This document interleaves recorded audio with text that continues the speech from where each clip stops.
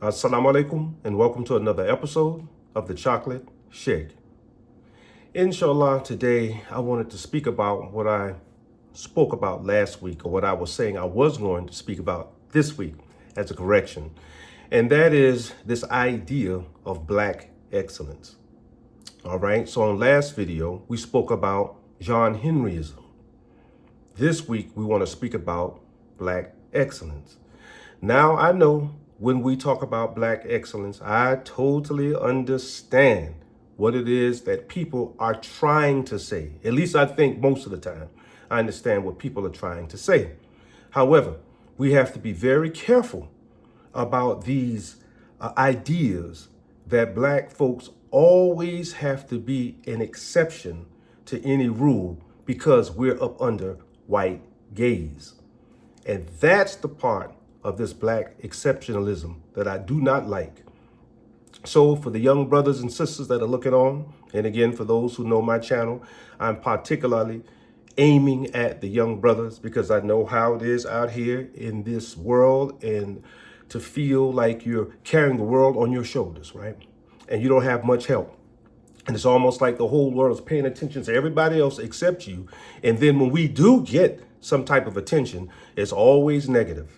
It's always placed in this racist society that we live in the negative, right? Unless you throwing some ball or you're singing some song, you're basically neglected and left on your own to figure things out.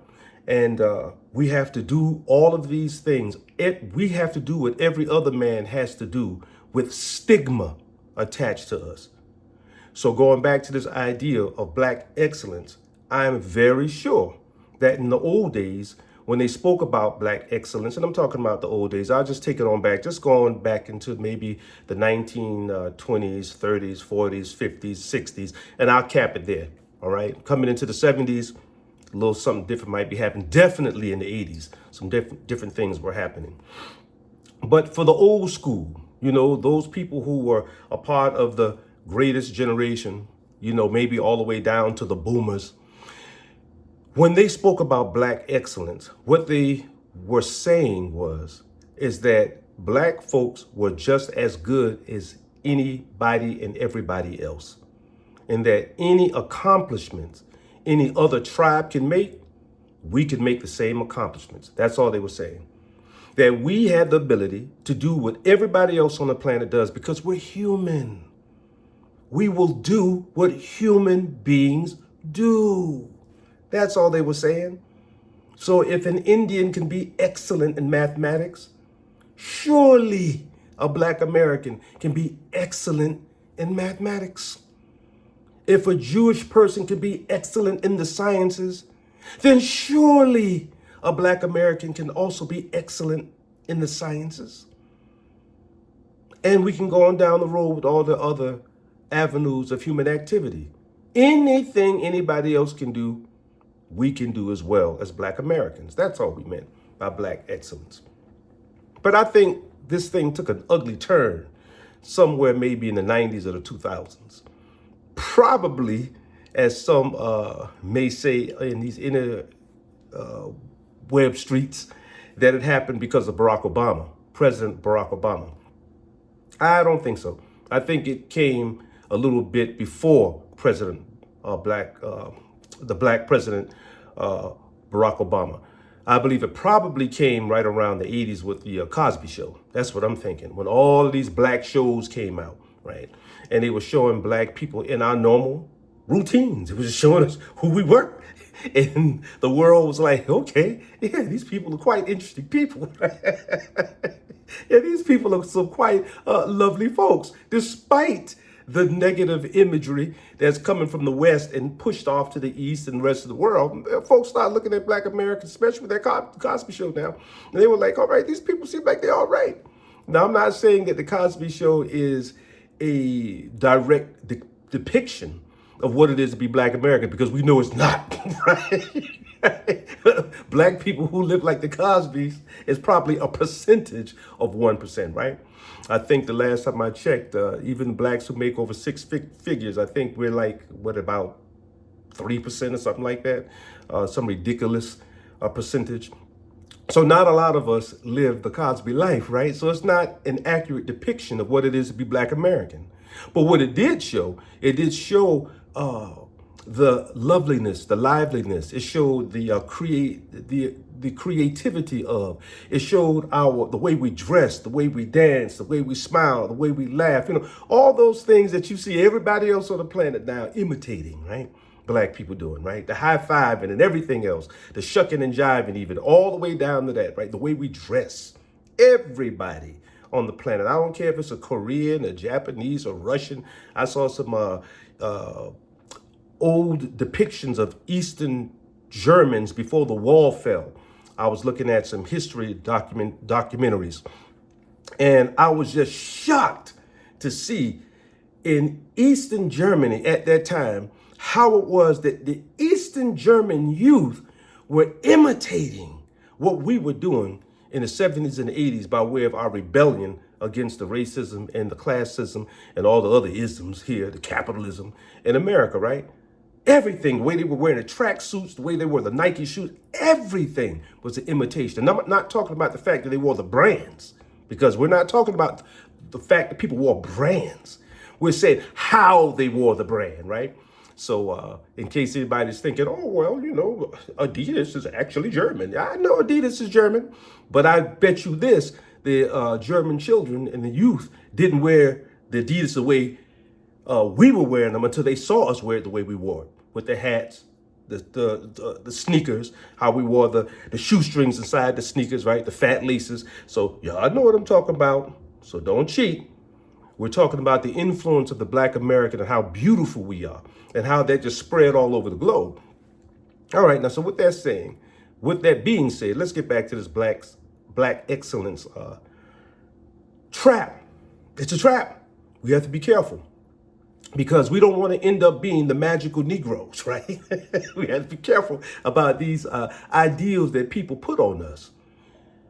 We know that we're special. We know that we've been blessed with a certain type of creativity. And we know that a lot of that may have come out of the ugliness of suppression and oppression of people's minds, their bodies, and their souls. That's where it comes from. And oppressed people will deliver these types of things, right? That's one of the ways that Allah subhanahu wa ta'ala, he uses in nature, how he uses those ugly things to bring out beauty, right? We know that people who have certain types of hard times, who go through the fire, they're tried by the fire, and they come out beautifully, as opposed to all the time banged up. And that's not to say that we don't have some issues from what happened to us too. But we definitely have our beauties, and I think the whole world sees that now. So when we start talking about Black excellence, we have to make sure that we're not being turned into the magical Negroes. We have to make sure that we understand that excellence is something that's asked of any human being. Rasulullah sallallahu alaihi wa alihi, that is the messenger of Allah. I'm talking about Prophet Muhammad, on him be peace, and his family. He spoke about how it is that when you do things, anything you do, that you should do it with ihsan, right? The Arabic word ihsan, that you should do it with excellence, or that you should do your task excellently. Everything you do, everything you touch, anything you engage in, it should be done excellently. Nothing that we should engage in should be done sloppily, right? Done without care. Everything we do should be done properly and with the greatest care to detail, and making sure that when the product is done, when the activity is done, whatever it is that we're doing is done, that it's done excellently, right? So this is for the whole human family. So when we talk about Black Americans, again, this shouldn't be something that's looked at as odd or different. To make us different then goes back to me feeling like, this feels like white gaze again. Like we have to perform, we have to be performative for white folks. That we have to be performative to prove something to people who are the very enemies, the people who are the enemies that caused the hurt, the harm, and the pain. And now we have to prove ourselves to these people, to that tribe. That's what it feels like. You're up under white gaze. You try to prove something, right, to the former masters. Very dangerous. Very dangerous. We have to watch out for that and back away from that. At the same time, understanding that whatever we do, we should always strive for excellence, right? So what we're talking about here is we're talking about a subtlety. We're talking about walking a fine line, that you do what you're supposed to do because you're supposed to do it that way, and not because of white gaze, and not because you're trying to prove something to others. Like, I have to have a certain kind of house. I have to have a certain type of income. I have to have a certain type of way that I dress. I have to, be upper class. I have to be classist, right? And take up all these other sick norms that a sick society would put on people. Be very careful, brothers and sisters, of that.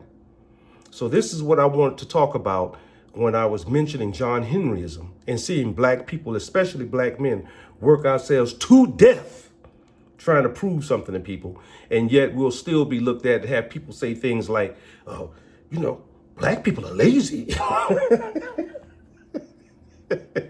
I always say every brother I know has a job and a hustle, right? Or may have two jobs and a hustle, right? Every brother I know don't even just take care of his wife and his kids, but he's starting to take care of his wife and his kids, still giving his mama and aunties or maybe grandmama some money on the side, and he got a chick on the side that he's also giving some bread to, right? But we're lazy. These things, it's incredible, the stuff that I hear. But you hear it with your ears, but you don't see it with your eyes. I'm like, well, where are these lazy brothers everybody talk about? Because I don't see them. And I know that I'm not speaking in any type of isolated way. I've lived everywhere. I've been all the way down to the ghetto. I've lived in the ghetto with the rats and the roaches. And I've lived out here where I am now in the suburbs with the good white folks. My experience has always been that black people have been busting their behinds, right, just to stay above water. And especially black men. The only black men that I don't see that employed, brothers that they're not gainfully employed in the market. but they're certainly out here in these streets getting their bread. You best believe that. They're finding a way to make $1 out of 15 cents. So let's stop with the black people are lazy thing, man. That's an old, ugly trope, man. That's lost all kind of steam. People still say it. I just heard a white woman say it on the TV today, talking about black folks. The reason why we on we stay broke and we have all these problems is because we don't know how to spend and maintain our money, right? We don't know what to do with our money. Even when we get some, we don't know what to do with it. Miss White Lady, yes we do. We're going to do the same thing you and your husband do. Pay the bills. So we can still have a roof over our heads and have a car to drive. That's what we're going to do with the money. Okay? And buy some food for the refrigerator. Idiots. These people are idiots. But at any rate, let me stop clowning. I got a football game to go to, right? Some folks waiting on me for some football and for some chess. So I just wanted to make sure that we watch ourselves now. Y'all watch ourselves trying to be something that these folks are put on TV, right? With this black excellence and nonsense. Be very careful about these upper class Negroes too, with that black excellence BS. Be very careful because it's unrealistic. All you have to do is do what the great Prophet Muhammad on him be peace said, and that is to make sure that whatever you do, even if it's eating a meal, man, learn how to eat a meal properly. Learn what forks do what spoons do what knives do what, how you place the plate in front of you. Learn every good etiquette, right?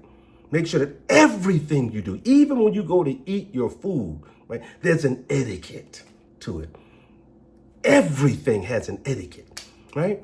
And that's all we have to do. Once you do that, don't worry about white gays and don't worry about these silly Negroes who might be sitting up in the 1, 2, or 3% percentage tier of our ethnic group. Those are the real clown Negroes, right? These people who push a certain type of classism to look down on their brothers and sisters, right? Because for some reason or another, they were able to scrape off another extra crumb or two from the white man's table. Be very careful about those Negroes too. All right, so that's all the Sheikh has. I love you guys. I pray all is well with you and your families. If you appreciate it, what the Sheikh said, please like the video. And if you have not already, please subscribe to my channel. Y'all take care out there. Peace.